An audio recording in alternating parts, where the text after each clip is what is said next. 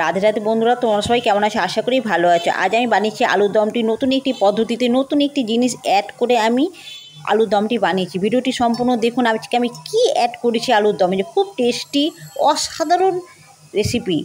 Please বন্ধুরা ভিডিওটি সম্পূর্ণ দেখুন। এভাবে আলুর দমটি বানালে আপনারা সব কিছুর সাথে খেতে পারবেন। সম্পূর্ণ নিরামিষ আজকে আমি বানিয়েছি। ভিডিওটি সম্পূর্ণ দেখুন, স্টেপ বাই স্টেপ দেখুন, স্কিপ না করে। ভিডিওটি ভালো লাগলে বন্ধুরা লাইক করুন, শেয়ার করুন, সাবস্ক্রাইব করতে ভুলবেন না চ্যানেলটিকে। এখানে আমি নিয়েছি 500 গ্রাম আলু, বেবি আলু নিয়েছি। প্রথমে আমি 4টে সিটি মেরে সেদ্ধ করে নিচ্ছি। এখানে নিয়েছি আদার পেস্ট করে নিয়েছি আমি 4 চামচ মতো। তার মধ্যে দিচ্ছি ধনের গুঁড়ো, কাঁচা লঙ্কা 2 চামচ নিয়েছি ধনের গুঁড়ো, আর দিচ্ছি 10-12টা মতো গোটা কাজু, 1 চামচ গোটা গোলমরিচ গুঁড়ো করা আছে আমার, আর নিয়েছি 1 চামচ বাড়ির তৈরি গরম মশলা। বেশ ভালোভাবে মশলাটি আমি পেস্ট করে নিচ্ছি। প্রথমেই আমার মশলাটি আমার পেস্ট করা হয়ে গেছে ভালোভাবে। এবার আমি প্রথমে আলুগুলো আমি চোকাগুলো ছিলে নিচ্ছি। সবগুলো আলুর আমার চোকা ছেলা হয়ে গেছে। এখানে কড়াইয়ে সাদা তেল বসিয়ে দিচ্ছি, দিয়েছি সামান্য হিং, তারপর দিয়ে দিচ্ছি 1/2 চামচ সাদা জিরে আর তেজপাতা একটি, আর দিচ্ছি গোটা দারচিনি দিয়ে আলুগুলো আমি অর্ধেক আলু কয়েকটা আমি প্রথমে ভেজে নিচ্ছি। দিচ্ছি এবার 1/2 চামচ লবণ। তারপরে এখানে গরম মশলা 2টো এলাচ, লবঙ্গ, দারচিনি আমি থেতো করে নিচ্ছি।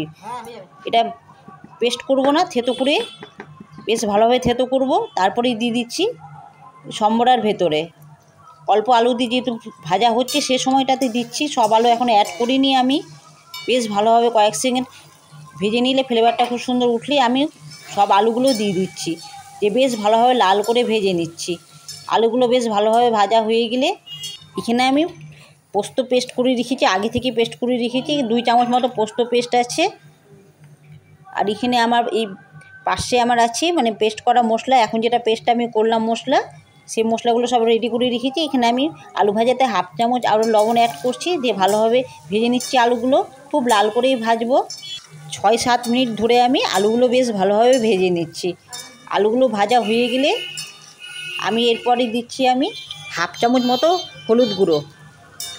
আরও কয়েক সেকেন্ড বেশ ভালোভাবে ভেজে নিচ্ছি আলু। তারপর দিয়ে দিচ্ছি 7-8টে মতো কাঁচা পাকা লঙ্কা দিয়ে খুব ভালোভাবে নাড়াচাড়া করে এরপরে আমি দিচ্ছি ছানা। এখানে আমি 100 গ্রাম ছানা নিয়েছি, জল ঝরিয়ে নিয়েছি ভালোভাবে।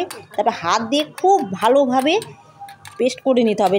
মিক্সার গ্রাইন্ডার হবে না, হাত দিয়েই করতে হবে না, একটু যেন দানা থাকে। আমরা হাত দিয়ে বেশ ভালোভাবে কয়েক সেকেন্ড ধরে বেশ ভালোভাবে হাত দিয়ে কচলে দানা মোটা দানাটা ভেঙে নিতে হবে, হালকা হালকা দানা থাকবে। তারপরে আলুতে দিয়ে দিতে হবে। আলুতে দিয়ে তারপরে কয়েক সেকেন্ড নাড়াচাড়া করে একটি আমি টমেটো দিয়ে দিচ্ছি।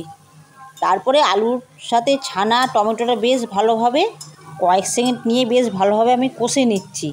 আজকে আলুর দমের মেন জিনিসটিই হচ্ছে ছানা। এই ছানা দিয়ে আলুর দম বানালে অসাধারণ টেস্টি হয় বন্ধুরা। প্লিজ একবার এরকম করে খেয়ে দেখবেন। এবার আমি দিচ্ছি পেস্ট করা মশলাটি। প্রথমে যে মশলাটি আমি পেস্ট করেছিলাম, কাজু, ধনের গুঁড়ো, আদা, গরম মশলা আর গোলমরিচ গুঁড়ো, এই মশলাটি আমি দিয়ে কয়েক সেকেন্ড বেশ ভালোভাবে কষে নেব। মশলাটি কষা হয়ে গেলে কয়েক সেকেন্ড খুব ভালোভাবে কষতে হবে। তার কষা হয়ে গেলে আমি কয়েক সেকেন্ড পরই দিয়ে দিচ্ছি পোস্ত পেস্টটি দিয়ে পোস্তর বাটি ধোয়া জলটি দিয়ে দিচ্ছি। তারপরে আমি আরও কয়েক সেকেন্ড বেশ ভালোভাবে কষে নিচ্ছি। যত মশলাগুলো বেশি কষা যাবে ততই টেস্টি হবে রান্নার, তাই জন্য একটু সময় নিয়ে কষে নিতে হবে। খুব হাই জালে কষছি না, এটা মিডিয়াম জালেই আমি কষছি। আর বারবার অল্প অল্প জল দিয়ে আমি কষে নিচ্ছি। এরপর দিচ্ছি 1 চামচ চিনি। চিনিটা আমি অ্যাড করেছি, আপনারা চাইলে অ্যাড করতেও পারেন, নাও পারেন।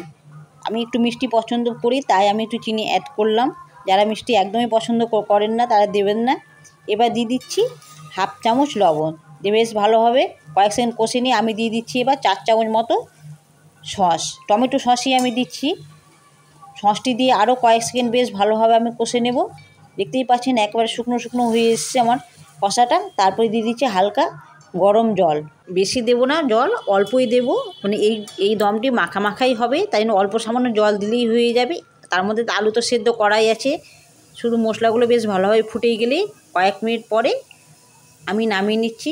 এভাবে বন্ধুরা রান্না করে খেয়ে দেখবেন, আলুর দমটি অসাধারণ টেস্টি হয়। কিন্তু ছানাটি নিতে হবে খুব ভালো, বাড়ির তৈরি ছানা হলে তো খুব বেশি ভালো হয়। অসাধারণ টেস্টি হয় এই রান্নাটি। একবার অন্তত আপনারা করে খেয়ে দেখবেন, আশা করি ভালো লাগবে। বন্ধুরা, ভালো লাগলে কমেন্টে অবশ্যই জানাবেন আজকের রান্নাটি আমার কেমন হয়েছে। আজকের মতো টাটা।